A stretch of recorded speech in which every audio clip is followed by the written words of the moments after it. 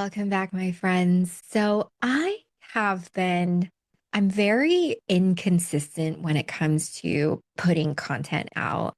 And a lot of the reason for that is because I feel like I never know what to say.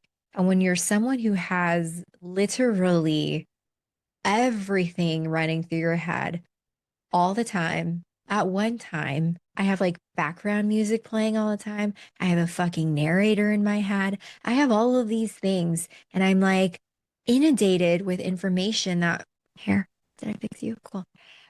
When it comes to actually getting down to recording content and putting things out there, I freeze. I'm like, I have nothing to say, but everything to say. So, in my readings as a psychic medium channels, is there any difference? That's one thing I want to talk about, by the way. I don't know if I'll get to it today, but I'm just going to say it right now. I don't think that there is a difference between a psychic and a medium and a channel. And I'm eating my words because I recently posted, maybe not recently, but a few months ago, I was like, here's the difference. And although there can be a difference, it's when you are tapped in to the highest potential of opening your channel, you're open to all of it. And it's up to you whether or not you want to use your mediumship skills or channel or, be a psychic. Some people just read other people's higher selves. So that was a side tangent. We're going to go back on track right now.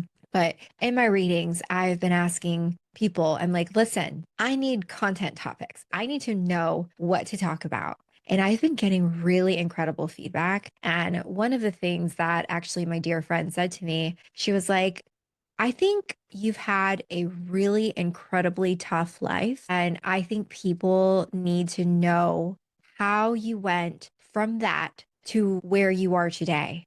And this is not something that is going to come easy for me because for most of my life, I have lived in a victim mentality. It was always like, oh, this happened to me, which is why I'm this. And it was really hard for me to take myself or hold myself rather accountable to the role that I played. And even so, I know that what I am about to share with you happened when I was a child, or most of it. And I know that I couldn't have had any control over the situation. And when you get into spirituality and you awaken, you sort of do this bypassy thing where you kind of spiritualize the situations that have occurred in your life. They're like, oh, I had a slow contract. That's karma for me. So I did that for a while too because it made me feel better. But it took years for me to come to a place of complete compassion and human understanding. We came here to be humans. We came here to feel the full array of our human fucking emotions. So, this is the place that I'm going to speak from as best as I could. And if I choke up a little bit, because it might happen, because I feel all the things, like, then it happens. And I'm just going to allow it to happen. My friend was like, people want to know about your childhood. What was your childhood like? You have a mother wound, you have a father wound, you have this, you have that. And by my friend, I'm talking about my friend Heather Carocchio. Has a podcast called Wellness Matters, and I've been on there maybe like two or three times. And I did share a lot of my story on there, but I'm gonna just share, the version that might not have been said in any of the podcasts that I've been on. And so it starts. I am one of nine. So I have four older sisters, three older sisters, not a squirrel, although I do have ADHD, but a bird is there's two of them. They're just flying just very close to my window. And I have an awning. So I have a patio, a front patio that goes over, and I really don't know what they're doing up there, but they want their presence to be known. And I'm pretty sure they're just supporting me through sharing this. But okay, where was I? Probably not going to edit this shit out either. I don't even know how to edit, by the way. I have three older sisters, and then so I have four sisters and four brothers. I am right smack dab in the middle. So there's four older and there's four younger than me. I was your quintessential black sheep. And I think I should start off by saying I am a projector. And if you know anything with about human design and you know anything about projectors, projectors are usually the invisible children. They need so much attention that it's kind of like if we are not getting attention as children, our hearts break. That's the only way I could explain it. And I was a very emotional child who did need a lot of attention. My parents, I came here from the Philippines. I was born in the Philippines. My parents divorced when I was 4 years old. I remember witnessing my dad, like my biological father, breaking into our home. He was supposed to be upstairs sleeping.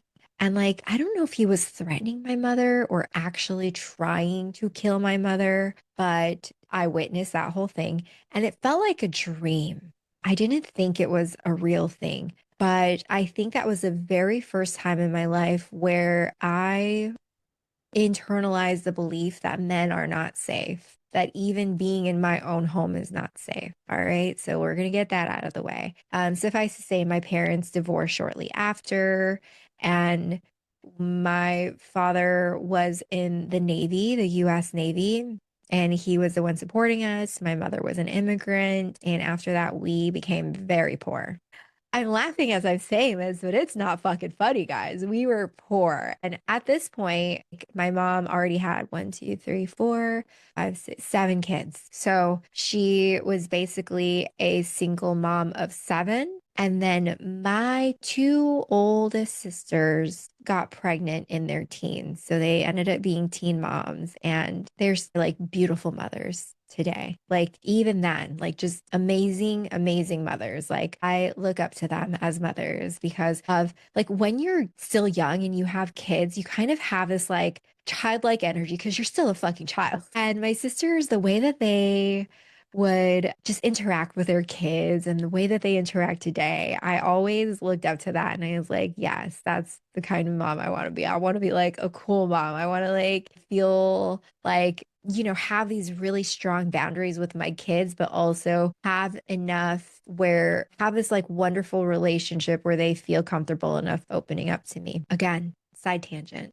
Diagnose ADHD, not an excuse, but it is a reason. It is absolutely a reason. And I have my thoughts on ADHD too and neuro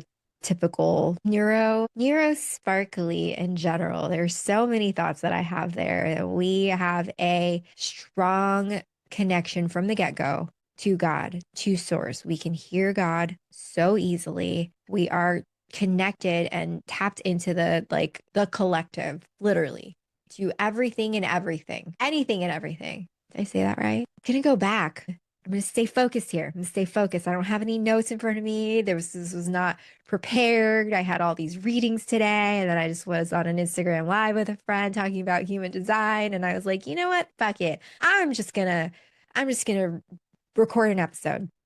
But this is gonna be broken up because I don't think I could say it all at once. And we became very poor. Ha ha ha. Not funny, but funny. My mother was in nursing school. She went to nursing school at the local community college. And before she can even graduate, she dropped out. I think she got into a car accident where she got hit by a car. And like, I don't know what happened, but she just couldn't continue anymore. Having an immigrant mother and then having an immigrant mother who went through nursing school and knew all about like health and wellness and like the way the human body works and germs in general. It was very interesting because there were so many things my mom said growing up where she's like, oh, yeah, soup with bones is so nutritious for you, bone broth. And I was like, ew, gross. Like, that's not nutritious. But like, as I've gotten older, I realized, oh shit, she was right. Like, this is what they taught you in nursing school. It's like a really ancestral way of eating. Again, another tangent. Gonna go back. And so my sisters had their kids, and then they ended up getting pregnant again as teens and had their kids again. And we ended up getting kicked out of our house, like evicted, and we moved into a 2-bedroom apartment. But in between that time, I remember my mother would ship, like, she'll break us up because, and she'll have like other family members take us for the summer. And in between that time, she like got remarried to someone who was like absolutely mean. He was so mean. And I just remember like being very, very afraid of him. And I was like, why did you marry him? But I say all of that to say that because my mother was an immigrant and because of the survival that she had to do, she had a lot of surviving to do. She had no job. She had no career. She had nothing. She only knew how to use her femininity, her sexuality to survive. And so she remarried very briefly to this man. And then she divorced him and then ended up meeting another man. I think when I was around like 7 or 8 years old. And I remember like when I met him for the first time, I was literally asleep and he like comes up and we had no bedroom. Like I didn't have a bedroom. I don't remember ever having a bedroom when I was that young. We were like sleeping in the living room. That was our room. And this man comes up and I just see a shadowy figure. And I was like, weird. And I don't even know why I'm saying this information right now because I haven't allowed myself to think about it. And so you guys are hearing it. You're hearing me think about all of this out loud.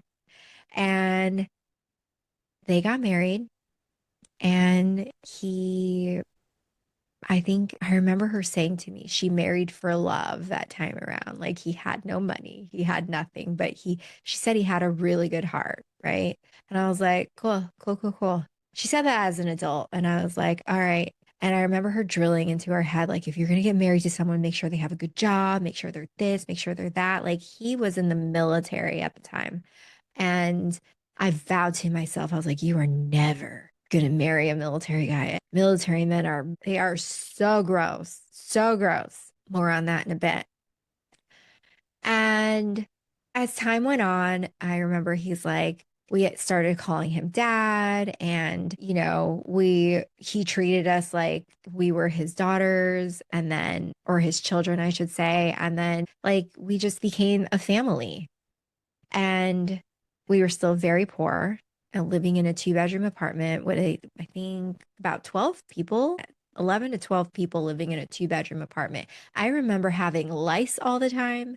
I remember having scabies. I remember just like not having basic hygiene. I remember being the smelly girl in class. I remember I was like, people do laundry all the time. Like, I don't remember washing my clothes often. We didn't have a washer and dryer. So we would have to go to the local laundromat, and that was not often. So I don't know what I did because I didn't have a lot of clothes to begin with. Like now that I think about it, I'm like, what did I do? Because I was literally the smelly girl in class. We were so poor. But when you're poor, and you're like in the thick of it and you're that young, you don't really notice. It was when I started to get older that I started becoming ashamed of being poor. Like I always had the desire to want more, always. And I remember thinking to myself, like, those like, how do you know you've made it situation? To me, I was like, if someone has an ice maker in their fridge, they're rich. If someone has a car that's newer than 10 years old, they're rich. If someone has a car in general, they're rich. Like I always was so fascinated by people who were, in my eyes, rich. So going back around, my mom ended up being able to buy a house and I had my own room for the first time in my life. And I think I was like 11 or 12 years old, 10, 11 or 12. I don't remember, but I was so excited. So, so excited. And that's when things started getting weird in my house. And mind you, I did not have a father, so I did not know what fatherly love was, but my body did. And my stepdad would start to touch me inappropriately and like kind of like for up until maybe 2 years ago, I'm trying to remember. I couldn't walk up the stairs knowing someone was behind me, even with my own husband.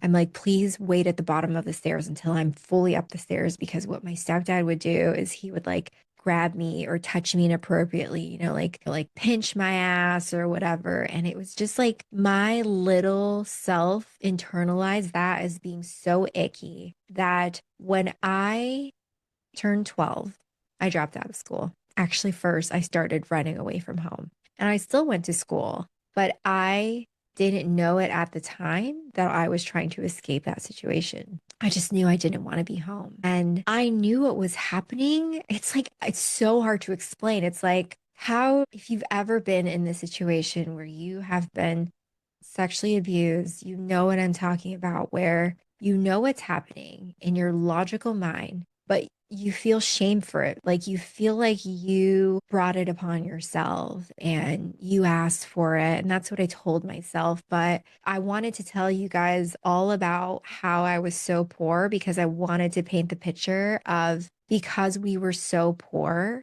and I knew that my stepfather was the only one supporting us, I couldn't tell my mom because everyone who relied on him for their survival, all of my siblings, we would be out of a house. Because in my mind, I was like, if my mom ever found out, she would leave him and we would be homeless. And then everyone would hate me because I said something. So I kept it a secret and I started running away from home instead and leaving. And during that time, I was labeled the black sheep of the family, was the problem child my mom used to call the cops on me to come look for me when I would run away. And I've even been to juvenile detention several times for running away. And I just remember feeling so like shameful and like not quite like feeling like, is there anyone out there that cares for me? And is really hard keeping that a secret,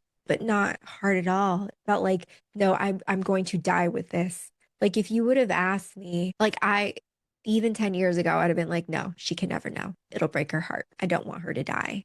I don't want her to die. I thought like I just was so certain that it would break her into a million pieces and everyone's life would fall apart, that I kept it inside. It was my secret, but it came out in different ways. It came out in promiscuous.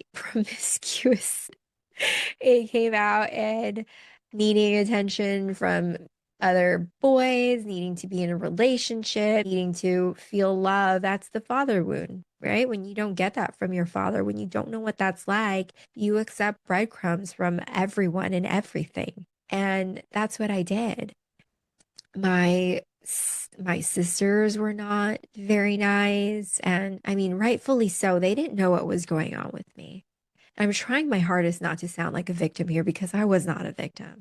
I mean, yes, I was a victim, but I don't ever want to speak as if I was one or am still because I'm fully aware what happened. And I remember I would steal from my family. Like I would come home and then I would steal money from my sisters. I would steal from like everyone's piggy banks and then I would leave again because there's no way in hell I could be in that house. And my siblings till this day actually resent me for that. And that's okay. That's, and it doesn't matter it doesn't matter to them that I am the person I am today because they don't feel the sorry from me for me doing that to them. And that's okay. Like I am okay with that. Matter of fact, one of my sisters just reached out to me recently and she left me like 45 minutes and I don't talk to my siblings by the way, of voice not all of them. I do talk to some of them, but I've had like a falling out with one of them and I don't think it's my business to share right now, but I will share that like she tried to make amends with me, but within making amends with me, she was like, I want to tell you everything you did to me and how you made me feel and this and that. And I listened to it, I cried, I received her words, I felt them viscerally, and I like put myself in her shoes. And the whole thing was, I don't feel that you have ever said sorry to me for what you did. And, at the time, and this was just like last week or 2 weeks ago, at the time, I was like, but I was a child. Like, I was a fucking child in survival mode. I don't And I have tried to apologize, but when you're trying to apologize to someone, or when you actually do apologize to someone, even if you say the words, if they're not ready to receive it, they're not going to receive it. And she was never ready to receive my sorry. And so therefore it never landed with her. And that's not that in like in doing that and in saying that to her, like I was like, listen, I love you. I love this version of you. And I love that you cleared your throat chakra and let all of that go. But I'm not ready to have you in my life, is what I said to her. So yeah, a lot of my siblings have see me as just a not so good person. And that's something that I don't even know why I'm saying that right now. This feels like a diary entry where I'm like, oh my God, you guys are going to know everything about me. There's more to it. There's like, of course, there's a lot of intricacies and how I acted as an adult, even just a few years ago. Like, I didn't know how to connect with another human being. I didn't. And I'll get into that in a little bit. And I'll like tie this all together. But running away from home, that was fun. I don't remember eating. I never had any money. I learned how to steal and shoplift, and I stole from friends. I stole from anyone. I literally stole from anyone. I was the kid who you should never have let me hang around your kid. Like, I was not good, but I was just trying to survive. It was like, when someone is like on drugs and they like will do everything and anything to eat or to live or to drink something or to even have fun. Like, you don't really think about other people when you're in survival mode or when you're using. And I feel like survival mode is a form of addiction, but not really. It's like I'm just envisioning in my brain like the chemistry behind the two, the energy feels the same. Like, you don't care about someone else. Compassion gone. There is absolutely no compassion in survival mode. You are there to survive. We are hardwired to survive. Is human, like it is life 101, survival of the fittest. And if we're thinking in terms of Maslow's hierarchy of needs, like, you have to feel safe. You have to have a roof over your head or shelter. What is it? Food, shelter, and safety. And I had not one of those three. And so I did everything I could from 12 all the way up to like 17 years old, was living from house to house.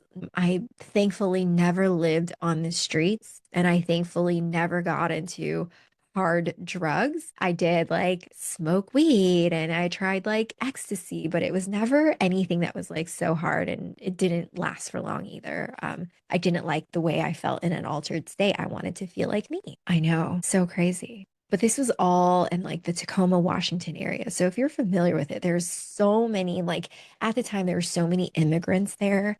And I would stay with other people whose parents like worked because they were also in survival mode and they had to work day and night, and like some of them were like not even like where's her parents? Do her parents care? Like, sometimes people didn't even care. And throughout all of that, like, I ended up getting my first job at a fast food joint. It was called Jack in the Box. And I was so good at it. And I remember, I know, how could you be good at fast food? Well, you can.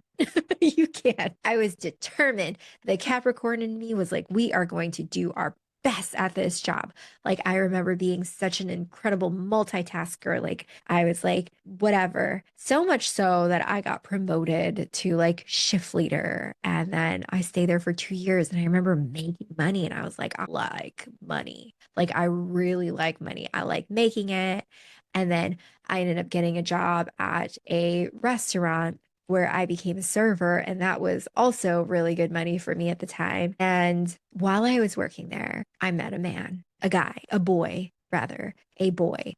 And this boy ended up being my boyfriend. And his father had just gotten out of prison. And his father lived a life of crime. And therefore, the apple didn't fall too far from the tree.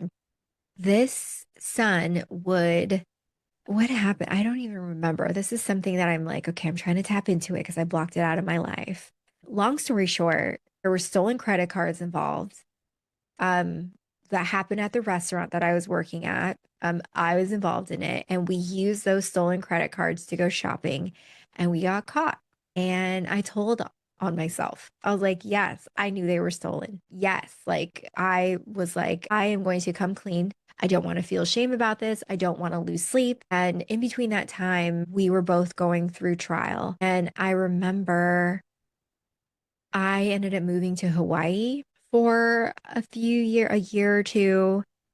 Um, I think it was my mom's idea to like kind of like have my sister take care of me because my sister was in the military.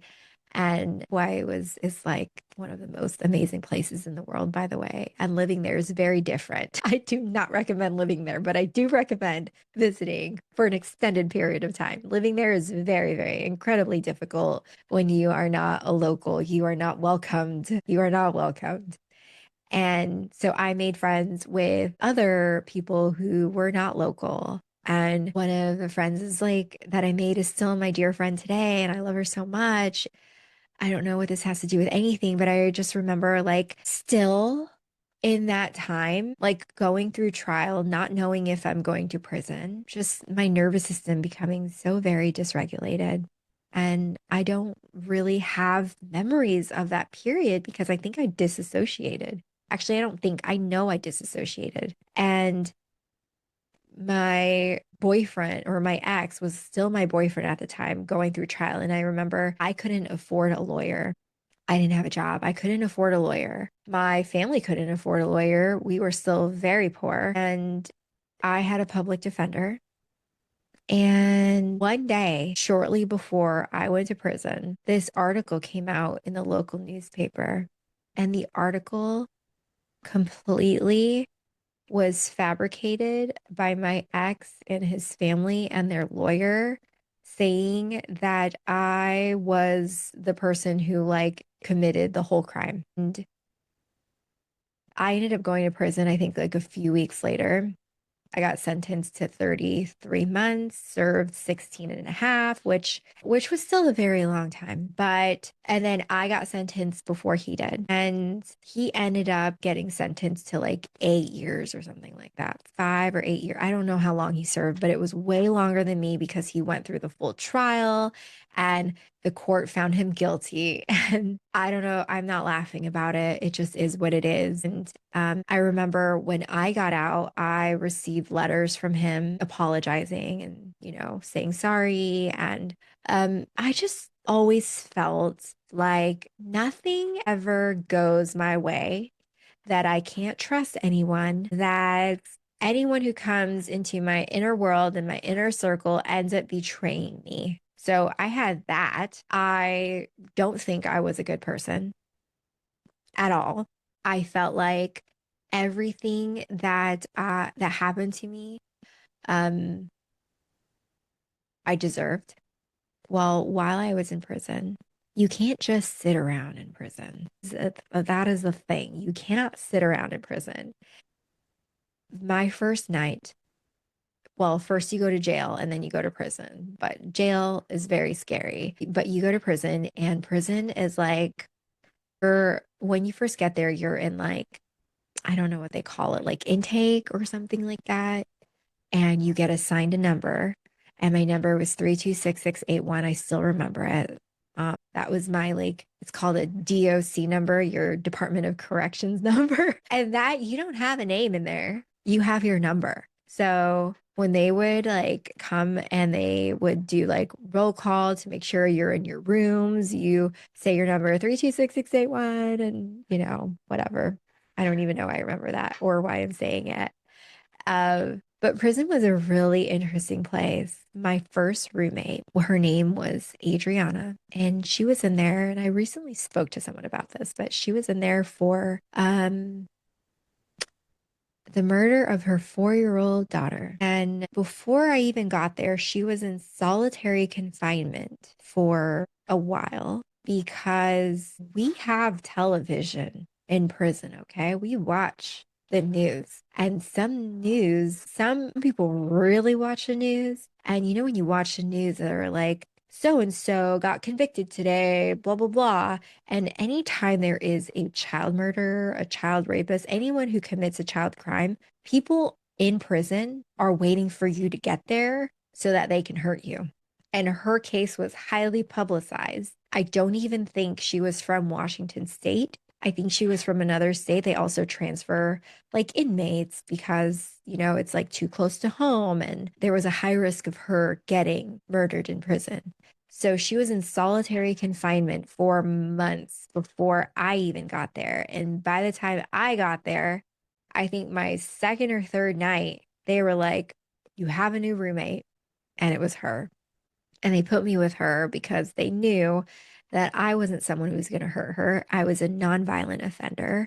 And this woman, I knew what she did. That's one of the first questions that people ask you, like, what are you in here for? Like, how long do you got? And she told me, she was very nervous to tell me. I also heard from someone else actually first. They were like, oh my God, your roommate is the child murderer. And I was like, my gosh. And I remember the first night, like I couldn't really sleep. I was like, is she going to hurt me? Blah, blah, blah. But we were in this cell for 23 hours a day. 23 hours. You get 1 hour of free time. That's when you can make phone calls. That's when you can shower. That's when you can just like, I don't know, watch the news for a little bit, just 1 hour. But you do have time to eat meals or whatever. But I got to know this woman intimately. We talked a lot. And as time went on, I started to have compassion for her. And I started to see myself in her, even. I started to understand what led her to where she's at today or that at that day. I don't remember the vivid details of her story, but I do remember her father like raped her, sexually abused her. Her mother sold her often for drugs because her mother was a drug addict, and she just didn't know what love was at all. So when she had a child, and I think it was her stepchild, I'm not remembering, but when a child came into her life, I think it was actually her child. She just didn't know how to be a mother, and her child would wet the bed. And to punish this child, her and her husband put a dog shock collar on the child's neck and they would shock her. But one night she wet the bed, and her punishment was to wash the bed sheets by hand in a tub. So she goes in the tub, shock collar and all, and yes, that's what happened. So, knowing the gruesome details of what happened,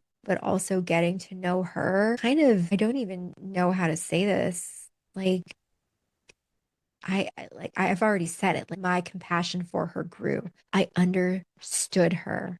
I saw the human in her. I felt her heart. I felt her sorry. I felt the pain of her inner child, which she had schizophrenia. She had 7 personalities. And I remember we would be in the middle of a conversation and her cadence would shift. Her tonality would shift. She would create, excuse me, moving energy. She would create a British accent. Like one of her personalities had a British accent, and it was very amusing, but and also very childlike. I saw her as a child. And there's no fucking way in hell when you are in the presence of a child that you don't soften. That's what children do to you. And I softened, and I still think about her today. And, you know, that was just one of my roommates. I have many roommates. I have met plenty of women in there who fascinated me. One, there is a book written about her, and it's called Mommy Said Kill. And I won't go into the details, but she was very young when she committed a murder. She was 13 years old. And we ended up getting really close because I think at the time she was like 18 or 19. She just turned 19.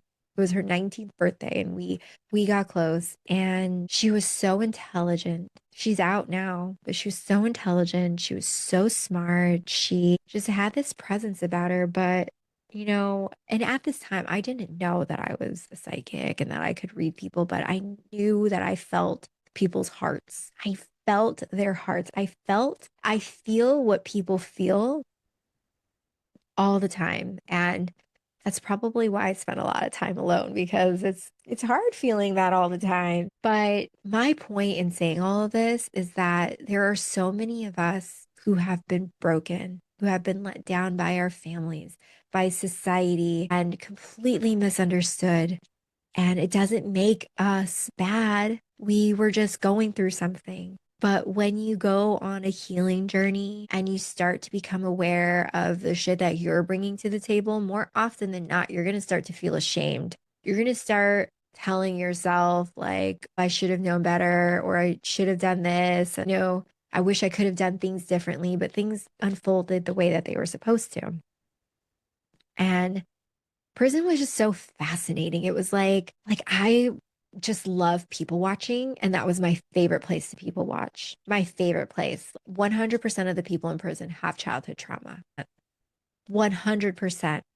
So this wave of like healing childhood trauma and like the awareness around childhood trauma on social media is so beautiful to me because I feel like when people become aware, more aware of that, generational cycles will end. We will impart it less and less on our children. And I learned how to do hair in prison. I was in cosmetology school and they're ran by the local community college. Like I said, when you're in prison, you cannot sit around.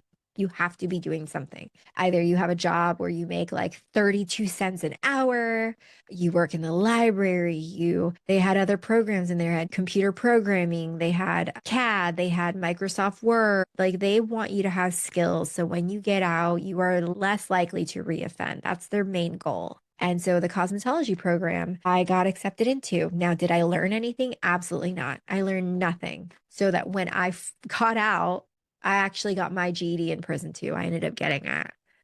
And when I got out, I went to real cosmetology school.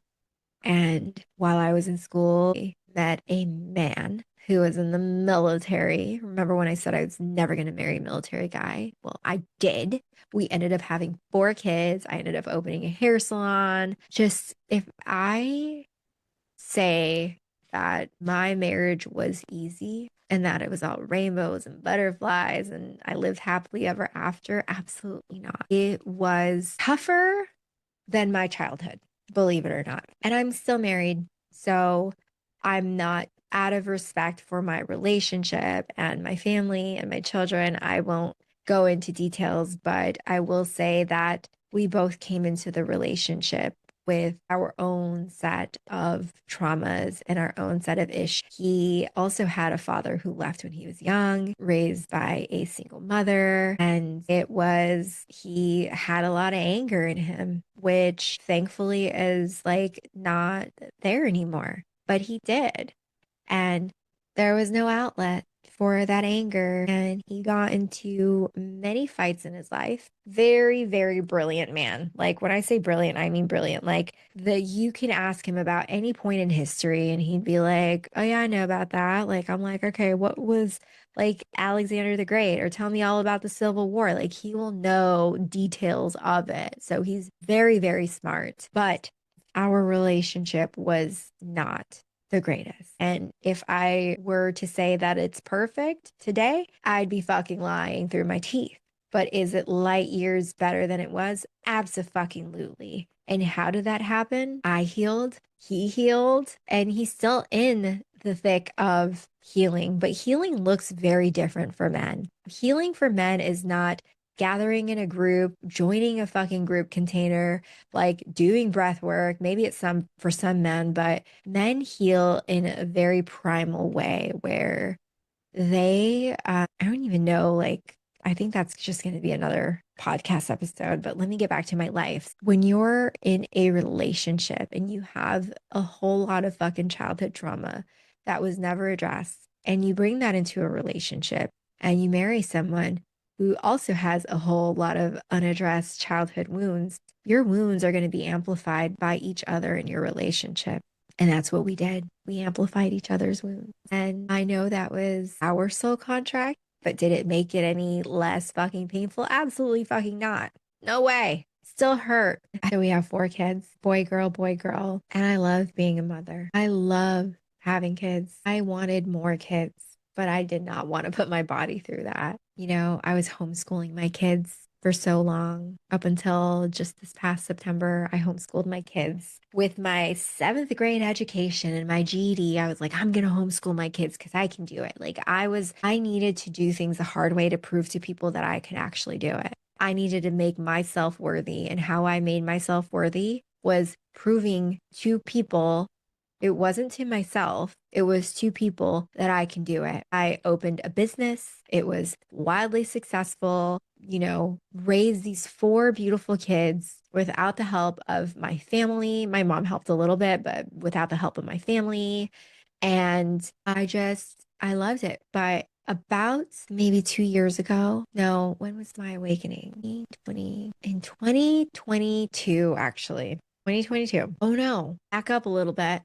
32 years old. I am pregnant with my fourth child. I am weeks away from delivering. And my sister is like, I told my sisters at this point what happened with my stepdad. And my sister was like, I think it's time to tell mom. And I was like, okay. So I sat my husband down and I was like, listen, when my mom finds out, she's going to leave him. She is going to need a place to stay. She has no job. So we're probably going to have to support her. And everything's going to change. And he was like, okay. And I was like, cool. And so I gave the green light to my sister. And this all happened within an hour, by the way, an hour. And the way I envisioned this happening in my mind is the complete opposite of how it actually went. When my mom found out, she was in disbelief. She didn't believe a word that I said. She asked him, he denied it.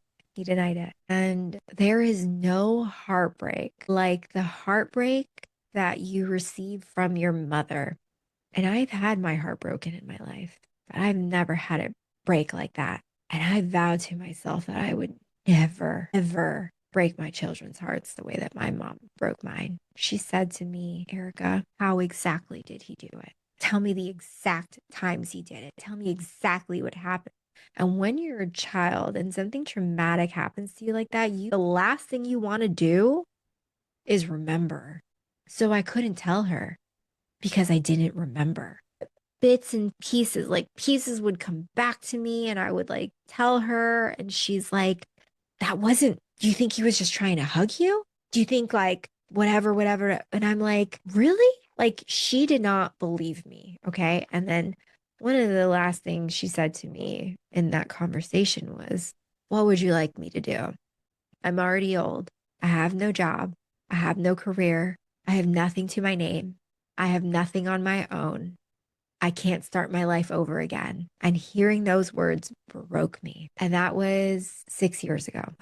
And she's still married to him till this day, by the way. So when that unfolded, I said to my husband, I was like, I would like to move out of state. And about a year and a half after that, we packed our bags, basically gave away everything in our house or sold it off. I closed down my salon, everything, everything. And we moved to North Carolina. Why North Carolina? I have no idea. I followed my intuition. I found a house on the internet. I was like, this place feels good. We made an offer on the house, sight unseen, and we bought a house on the internet and moved our whole fucking family. And I absolutely love it here. It is the best place I have ever lived. I am happy here. And if you know anything about astrocartography, I am living on my Jupiter line. So it is expansive for me. It is where I find myself. It is where I find my expression and I make money. And I'm like in my zone of genius. And I love North Carolina. I love it here. But when you move from somewhere and you don't address your shit follows you. So although this place and it's like environment wise feels so much better for my nervous system and my energy, like I needed the sunshine, I wasn't addressing my wound. And my husband and I argued every day, several times a day. I don't think for maybe 10 years of our marriage, I think I cried every day of my life. And I got so fucking tired of it. And I started reaching out to psychics and getting readings. And I'm like, what is going on with my life? I don't know what's happening. One psychic was like, Erica, there's something called QHHT. You get hypnotized, and I think it would be helpful for you. And I was like, wonderful, sign me up. So I flew from North Carolina to California to get hypnotized. And this was in March of 2022, I think. And it was an experience. It was incredible. I don't remember much of it, but I remember thinking like, holy shit. It felt like I was under for 30 minutes, but it was actually 4 hours. And I was shocked. I was like, time is not real. That was my first experience with time not being linear. And I was like, there's no way. I, after that, shortly after that, I got very, very sick and I was in bed for a month straight. 4 weeks, 4 weeks just in bed, bedridden. It was not COVID.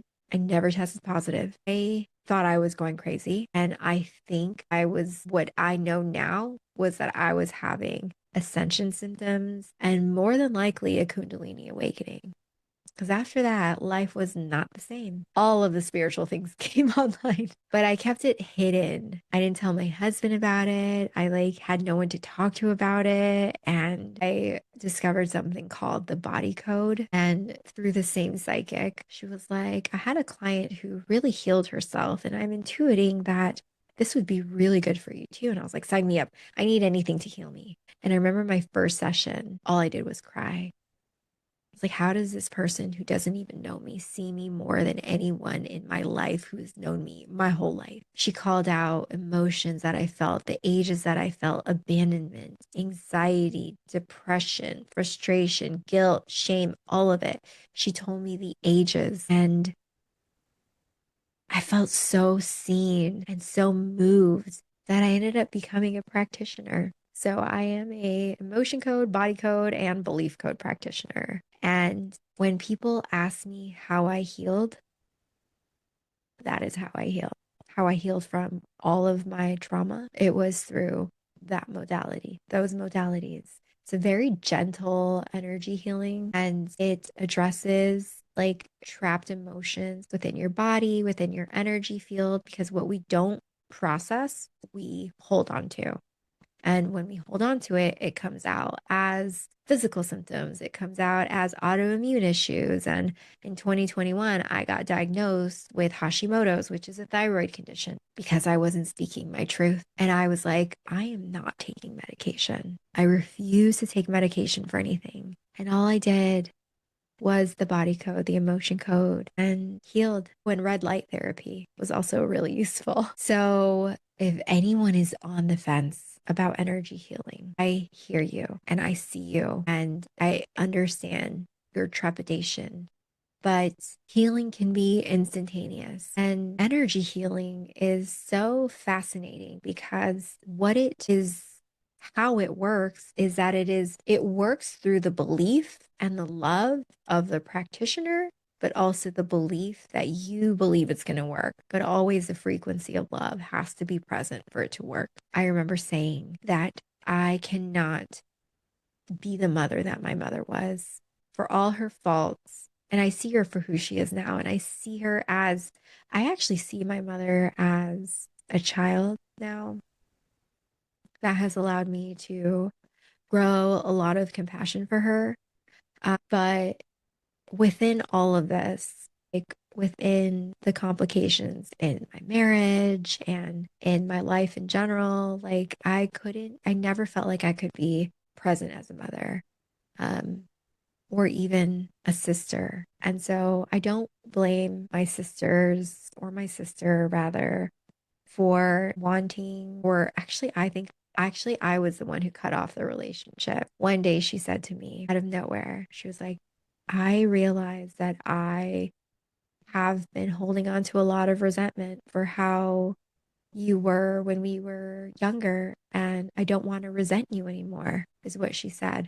And that kind of triggered something in me. And I was like, I got pissed. I was like, yeah, you've been holding on to resentment and I've been trying so hard to make up for it. Like, and I wasn't doing it in a way that was landing with her, which is why love languages are very important and knowing everyone's love language in your life, because my love language is gifts. And so that's how I say I'm sorry. That's how I love. I buy things for people, but clearly it wasn't my sister's love language because I would just buy her things and take her places and, fly her out places. And it was never appreciated. And I always felt like, what am I doing wrong that my sister is not appreciating this? But it's the love languages. It's the love languages. So when she came back around a few weeks ago, I just didn't want to have her in my life because I was like, I don't know if I am somewhere where I feel like I can contort myself or not freely be myself, rather. I didn't feel like I love how I feel today. I just feel so free, free in my expression, free in my relationship, free in my life, free to meditate and hours and hours a day if I please, just free. Fucking, I feel so fucking free. And viscerally, and in my nervous system remembers being around my sister and not feeling free, feeling like I had to make up for how I was such a piece of shit of a sister when I was younger. And I didn't want to feel that anymore. So that's why I told her I wasn't ready to have a relationship with her. Now, as far as my other siblings go, there was never a falling out. We just like, when your frequencies don't match anymore, and you're at a different vibration, and I'm not saying I'm such a high vibration. That's not what I'm saying at all. We're all, for all I know, they could be vibing way higher than I am. And it doesn't matter. It's just I don't feel like family is everything. And that might be a little controversial to say, especially as an Asian Filipino woman, where it's drilled into you that family is everything, that you take care of each other. When your parents get old, you take care of them and you provide for them. Like, I don't share the same sentiment. I don't. And I don't even, I would like for my kids when they get older to look at me and say, I want my mom in my life. I feel like I have to do the work today for them to want me in their life. I don't think it should be a guaranteed thing. I don't want any of my kids to feel like I have to go over to my mom's house for like dinner, or I have to do this. Like, I want them to want that. And because I have that mentality and that belief, I'm going to treat my kids like they are people, like their voices matter, like I just want them to know that they are highly valued. And I also have the belief that just because you're born into a family doesn't mean like when people are like, but that's your sister, but that's your brother, you should be talking to them. I don't share that belief anymore either. I used to. I used to. I used to bend over fucking backwards for my family and bite my tongue and hold on to shame and just be this person that didn't feel good because I wanted to be accepted by them. But I want to tell my kids, like, if you want to be in each other's lives, there must be mutual respect. Just because you were born into the same family doesn't mean shit. I might get comments about this, but that is just what I know and what I believe. And despite all that I've been through, I remember there was a point in time where when I was speaking to my sister, and she's just my younger sister, um, I said to her that I forgive him for what he did. Matter of fact, I actually feel so bad for him. And I'm talking about my stepdad.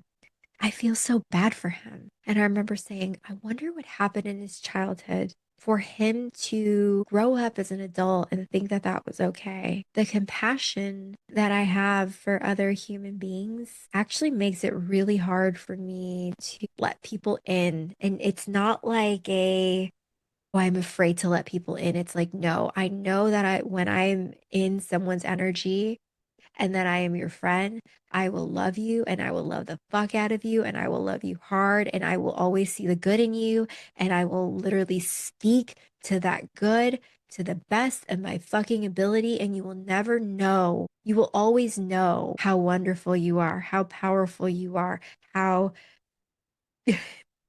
they're so your potential. You will always know your potential around me. And I'm really, really cautious about who I have in my inner circle because I now see myself as a gift. I no longer see myself as a burden. I don't feel ashamed of anything that I've ever been through in my life. And I actually don't even know how long I've been talking for, but I've also forgiven my mother. Do I have a relationship with her? No, not really. Again, it's that frequency thing, you know? I did fly out to Seattle last year, 2024, around Valentine's Day. And I said to my husband, I was like, I really need to forgive her. And so we flew the whole family out there and I saw her and I just looked at her and my heart just sank. And I was like, you had to go through so much in your life for you to be calloused to the point where when your daughter tells you that something happened to her and it hurt her, like you didn't even bat an eye. Like, what happened in your life for you to make it to that point? So when I say I see my mother as a child, I hold space for the parts of her that, like, where her voice was never heard, where she was misunderstood, where she had to defend herself and just survive. She had to survive. A lot of us are living in survival mode and we don't even know it. And I thank my fucking lucky stars day in and day out that I am no longer at that place where I broke the cycle in my family of living in survival mode. I broke the cycle in my family of regulating my nervous system, or rather, learning how to regulate my nervous system. I'm still breaking some cycles today, and I will let you know when those are broken. You will know because I will shout it from the rooftop. But when you are breaking cycles, a lot of the cycles must be met with compassion. Compassion and love, if those two things are not present, and to me, they feel very, very similar in vibration energetically. If love is not present, there's no fucking way you're going to heal. If you can't love someone who hurt you, there's no way you are going to heal. Having compassion for another human being, especially when they hurt you, has nothing to do with that other person and everything to do with you. And if you're listening to this and you're or watching this and you've made it this far, more than likely you're a spiritual person. You are on a path of ascension and awakening, and you feel it in your bones that you're here to help. But I want to say that it starts with you first. You can't give to someone else what doesn't exist within you. So if you can't give yourself compassion, you can't give it to someone else. If you can't give yourself love, when you try to give it to someone else, it's not gonna meet them the way that you want it to because the resonance behind the very thing that you're trying to give them is not present. Energy can't be faked. It can't be faked. So I didn't realize I was a psychic until last year. Was 37 years old. I always knew I felt things in other people, but it I didn't do any training. There was no like course or whatever on it. It came out of left field and it wasn't just the psychic thing. Like everyone is a psychic, by the way. It was a mediumship that came in and it felt like my very own thoughts. And which is why it was so hard for me to own it. Now I see images and I like hear things, but at the time, my first line of intuition came as just a deep knowing. Like I know what I know and I don't know how I know it. I just know. So, with that being said, did my life prepare me for this? Absolutely. Did my trauma prepare me for being energetically sensitive? Absolutely. Does my ADHD diagnosis also play a role? Probably and absolutely. And do I think that everyone is a psychic? I've already established that. Absolutely. It is not a gift, it is not a skill, it's not something you learn. It is something that is innately within you already. And what it takes for you to actually own it is loving yourself and knowing that you are worthy. I had to feel worthy. I had imposter syndrome around this. I was like, no, not me. Really, me? I pay people all the time to read me. And now you're saying that I can do it and I didn't have to learn it in a course as someone with 15 fucking certifications. I didn't have to pay anyone for this? No, but it's true. We are all comes out in different ways, like I mentioned in the beginning. When I tap in, I always envisioning my heart opening. And I think that is the reason why I get names, I get numbers, I get very, very clear information. And I think it's coming through right now. I had to release the interference around my heart by way of energetically clearing myself, cultivating compassion for myself and humanity, and for anyone, period. They wanted me to put a period there, but we don't feel in touch with our intuition because it comes to us through our heart. And some people naturally have an inclination to receive information through their thoughts and their other senses, but the clearest channels get receive it through their heart. The heart is a portal, and humanity is awakening to within the last 4, 5 years awakening to the heart and its magical magnetic properties. You have no idea what's in store for you. You have no idea what's in store for humanity. It's beautiful. There is nothing but beauty that comes after, as you would say, the sun shines after a storm or something like that. It is beautiful. Everyone's heart will be open. Those who open their hearts now are acting as frequency transmitters to other people, and you don't even know that you're doing this. You walk into rooms and you walk into spaces, and you are there illuminating other people's hearts and opening it. They're saying, "You do that." They're telling me, they say, "You do that." And you're doing that for other people. And those people that you touch will do it for other people, thus creating a ripple effect of awakening. This is the light worker's job. What do we need? A lot of you look at love as if you're watching a Hollywood movie, as if it should feel like a certain thing or look a certain way. Love is depicted as this like melting sort of feeling, but love is actually a vibration and a frequency that can be very different than what is depicted in your world. Love can feel tough. Love can feel to someone else like a heartbreak. Saying no because you know that the very thing that they're asking for, and if you do the very thing that they want you to do, is going to hurt them. That's love by not doing it. By saying no to your child when they want to have a cupcake for dinner, that is love because you know it's going to lower their vibration. Love is not always a fluffy feeling. Laying a boundary down is love. That is the highest form of love. Well, that was impromptu. I was not expecting that, nor was I ready for that. I don't even know what was said other than love. Love. Actually, I do know what was said. I have a feeling. I don't remember the exact words, but I remember feeling.